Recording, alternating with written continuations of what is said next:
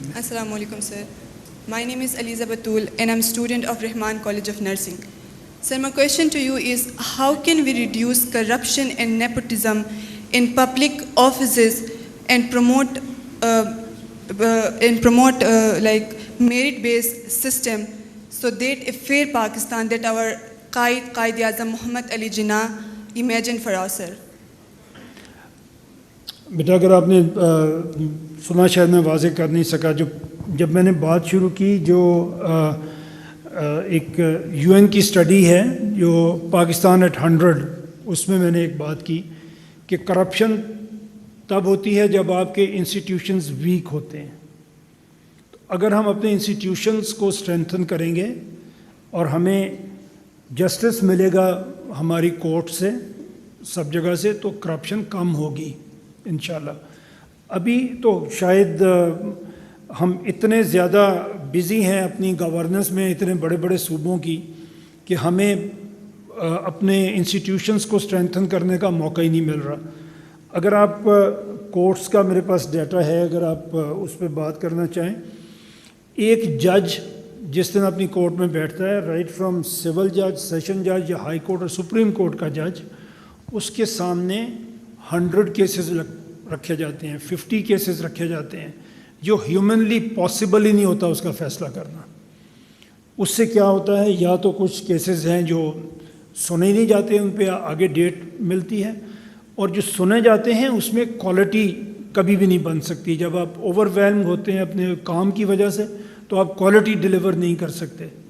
تو طریقہ یہی ہے کہ آپ اپنے ایڈمنسٹریٹو یونٹس کو چھوٹا کریں، اور اس میں آپ جو آپ کی پولیٹیکل لیڈرشپ ہو، اگر وہ یہ چاہے کہ کرپشن ختم کرنی ہے تو اس کے لیے پاسبل ہوگا اس کو ختم کرنا، کیونکہ مینیجبل پاپولیشن ہوگی، مینیجبل یونٹ ہوگا. اس میں وہ اپنے کسی بھی چیز کو اگر لا کے امپلیمنٹ کرنا چاہے گا تو وہ کر سکے گا.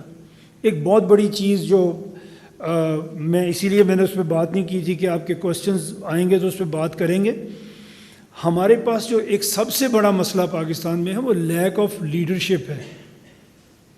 کچھ لیڈر ہیں ہمارے پاس آج جو ہیں، بٹ لیک آف لیڈرشپ جو آرگینکلی گرو کر کے ہمارے سامنے آئے.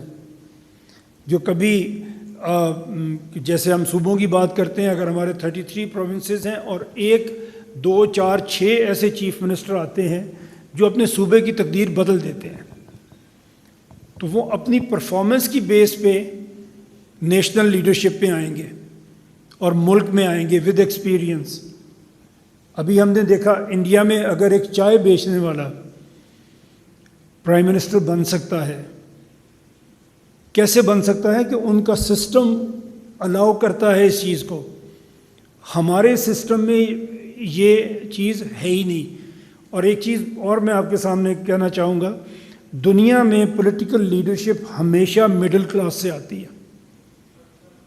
آپ پڑھا کریں، آپ لیڈرز کی جو بکس ہیں جو ان کی پرسنالٹیز کے بارے میں لکھی جاتی ہیں، تو آپ کو پتہ چلے گا بہت کم ریئر ایسی کہیں پہ لیڈرشپ آتی ہے جو رچ آف دا رچ آتے ہیں. کوئی ٹرمپ صاحب آ گئے کبھی امریکہ میں، کبھی برلسکونی ایک اٹلی میں آ گئے، کبھی ہماری لیڈرشپ جیسی ہے وہ آ گئی.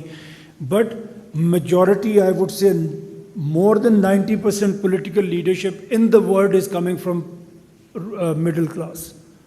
اور وہی ڈیلیور کر سکتے ہیں. جو پہلے سے آپ میں سب سے زیادہ امیر ہے، اگر وہی آپ کا لیڈر ہوگا تو اس کو آپ کے مسئلوں کا تو پتہ ہی نہیں ہوگا کیا ہے.